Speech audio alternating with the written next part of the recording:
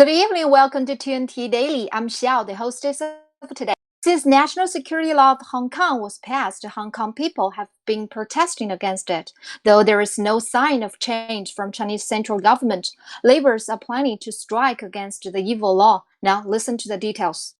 The Hong Kong people attempt to self-rescue and strike back.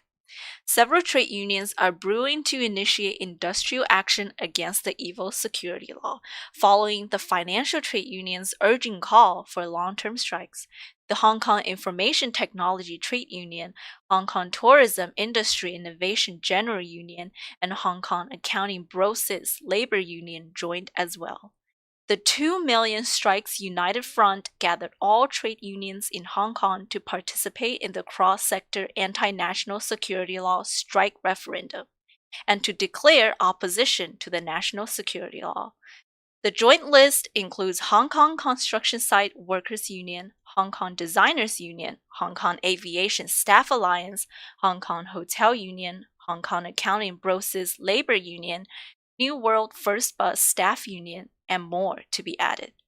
As of right now, there are 10,000 union members from those 23 trade unions participating in the referendum. However, the United Front needs at least 60,000 votes by strike referendum day.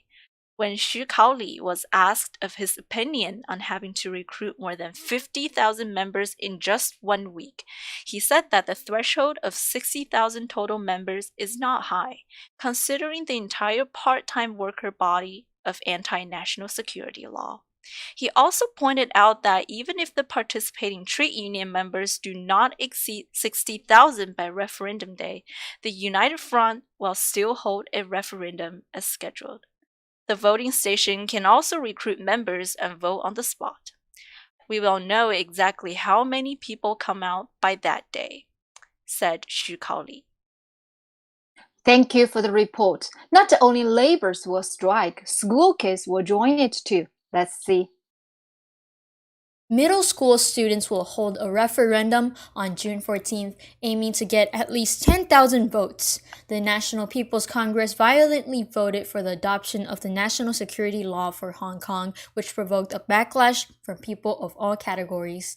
In addition to the labor referendum launched by the labor sector, middle school students also take their action and announced today that they will work together with the Hong Kong strike to conduct a referendum on June 14th to express their dissatisfaction with the regime's violation of Hong Kong's freedom.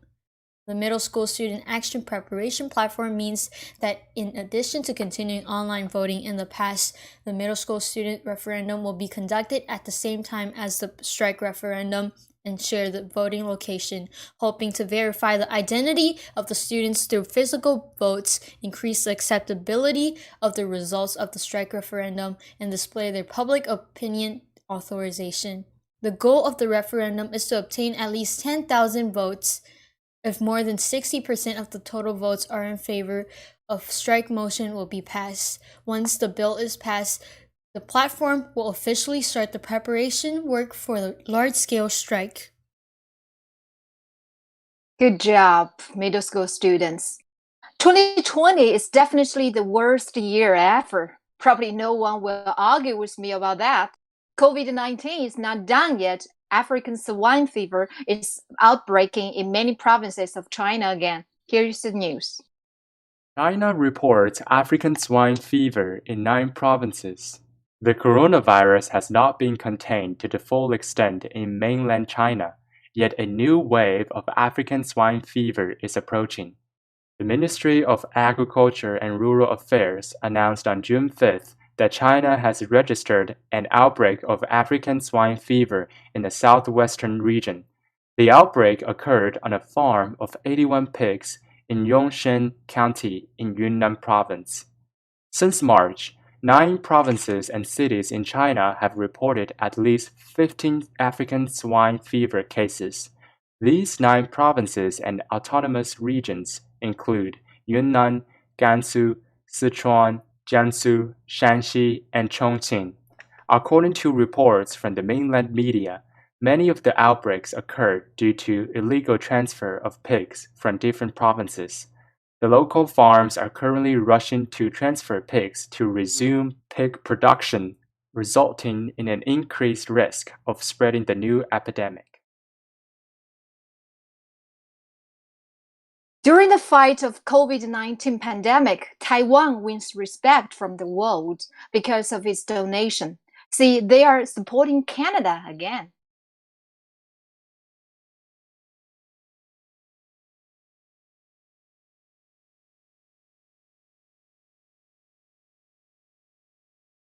Joseph Zhang, the Holy See has surrendered to the CCP. NPC imposes national security laws on Hong Kong with high pressure. The so-called one country, two systems exists in name only.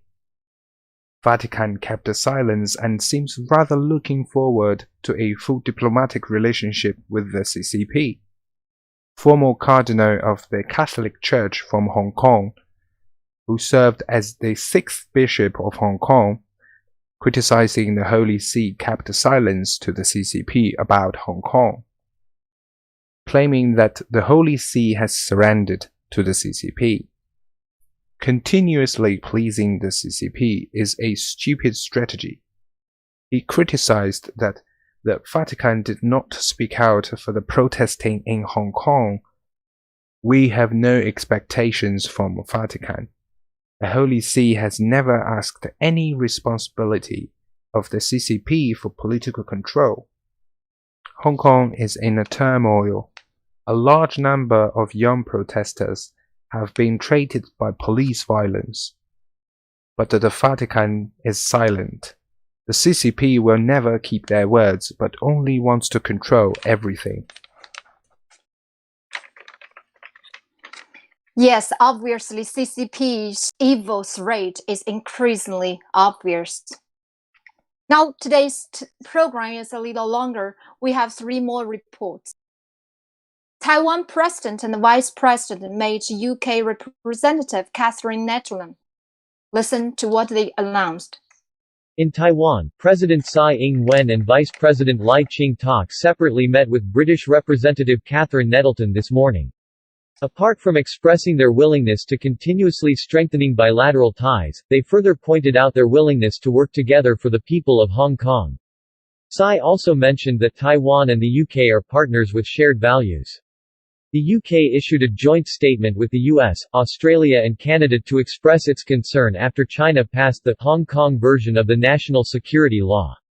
Based on the same concept, Taiwan has also launched a project to further assist friendly Hong Kongers, pointing out that democracy, freedom and human rights are values shared between Taiwan and Britain. We look forward to working together with Britain to support the people of Hong Kong, upholding universal values and make more contributions to the world. Next, Macau news regarding Tiananmen Square vigil. For the first time over the past 30 years, Macau forbids its residents from publicly commemorating Tiananmen massacre. As a pioneer in implementing the national security legislation from Beijing, Macau police detained 2 female advocates who placed electronic candles and posters of the Tank Man in front of the Senado Square. On the night of June 4, 2020, these young females were intercepted by the police on their way home from the commemoration. The police demanded identifications and brought them back to the police station to confirm their identities. These 2 advocates were later identified as daughters of Okam San, the chairman for the Macau People's Alliance, and a Democratic member of Macau Legislative Council. The police are threatening them with charges of unlawful assembly. The last news of today. Chinese Premier Li Keqiang encouraged the stall economy just a few days ago, but this is restricted. What a joke! Listen to the details. Li Keqiang calling for a street vendor economy banned from publicity by the Publicity Department of the Communist Party. Chinese Premier Li Keqiang strongly advocated for a street vendor economy. It's been less than a week since the policy was made to encourage the unemployed to earn a living by running street vendors. Yesterday, it was reported that it was banned from the Publicity Department. All media was required to delete every report regarding the street vendor economy, and even the official document on the street vendor economy by the Civilization Office of the Communist Party was voided and deleted. It was reported that the sudden downplay of the street vendor economy by government was not only due to the face and economic factors, but also internal power struggle. The publicity department issued a ban on Thursday evening, strictly forbidding media from using the phrase street vendor economy, because the phrase hurt the government's face. This cast a dark cloud over the street vendor economy that was constantly boasted by media in the past days. Most surprisingly, in addition to ordering the media to downplay the street vendor economy, the government started to suppress street vendors. Today, the blog of Beijing Daily, a press under the Municipal Communist Party Committee, authoritatively announced that the urban management officers will strictly investigate and penalize the unlawful acts of occupying street space by street vendors. The reason was neighbors had strong reactions to street vendors occupying streets. The report also quoted the officer in charge of the relevant municipal departments, who stressed that Beijing had her own city functions and management requirements. The officer also stated that vendors all over streets was not good for establishing a good image for the capital and nation. The street vendor map, rumored to be soon released by Beijing government, was fake news.